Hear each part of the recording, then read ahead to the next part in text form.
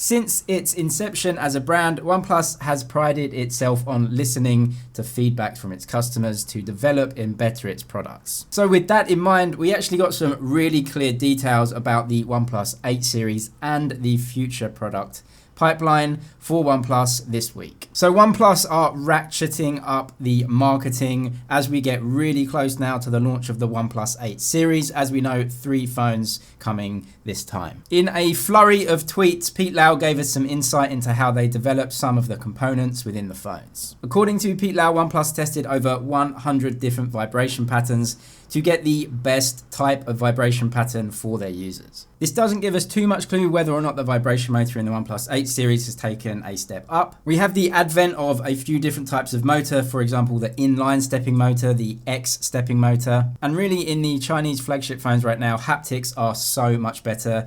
They're very clicky and they're very strong, so definitely a good move all around, and we expect that to continue in the OnePlus 8 phones. In fact, as OnePlus and Oppo are so closely linked, and Oppo just released the Find X2 Pro, the haptics are very good in that phone, so I expect the haptics in the OnePlus 8 series to be just as good, if not better. Just before the launch of the OnePlus 8 series, OnePlus have also launched something called Ideas. You can actually send your idea directly into OnePlus, and if it gets liked enough by the community, OnePlus will actually choose the best 5 ideas and send it off to the R&D team at OnePlus to develop them. I guess we'll see how much difference this really makes when we do get the new products. A lot of these things take a very long time, so I don't expect too much change from what is already planned. In terms of the launch of the OnePlus 8 phones, we got news last week that the middle of April will be the date. And again, Pete Lau answered some questions regarding the launch and some upcoming products. When asked about a possible OnePlus Watch, he said he was definitely into smartwatches, was definitely thinking about it, and this is definitely something that could come down the road. We can look to Oppo, just released the Oppo Watch, and considering how close the companies work in terms of hardware, you'd have to assume that OnePlus could very easily adopt a similar type of watch down the line. Not coming at this launch event though, although it is expected for them to release some truly wireless earbuds, just like we've seen Oppo and Realme also release, so look out for them. Also a really exciting comment from the CEO about Underscreen cameras. He says he's also really looking forward to this tech. This definitely is going to be implemented in a OnePlus device as soon as possible. We know the parent company and Oppo are working really hard to try and get this into phones, so definitely we can expect that in a OnePlus phone. Not this year, maybe not even next year, but down the line this is an absolute certainty.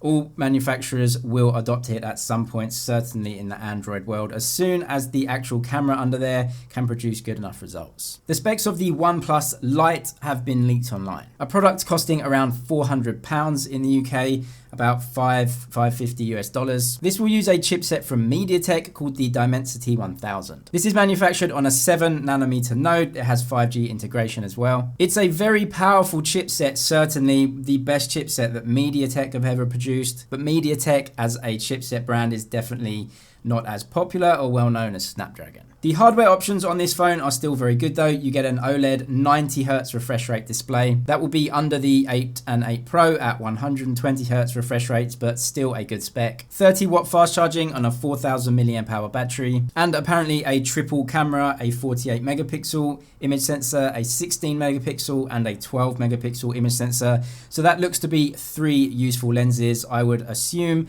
a main, an ultra wide and a zoom lens. XDA developers found some updates for the operating system that will be coming very soon. You now have the option to remove the text from underneath the app icons. That should make everything look even more minimalist than it currently does. Also now the shelf actually turns to black in dark mode, whereas before it was a grey color. So that brings it in line with the rest of the color scheme. And some good news if you're in the States, apparently OnePlus will now come with Verizon. Before it was only on Sprint and T-Mobile. So definitely more choice if you're in the States if you want to get one of these, because I know you guys basically go through your carriers and don't buy many phones out of contract. Subscribe for all the latest tech news and videos. That's it for now, but I'll see you in the next one.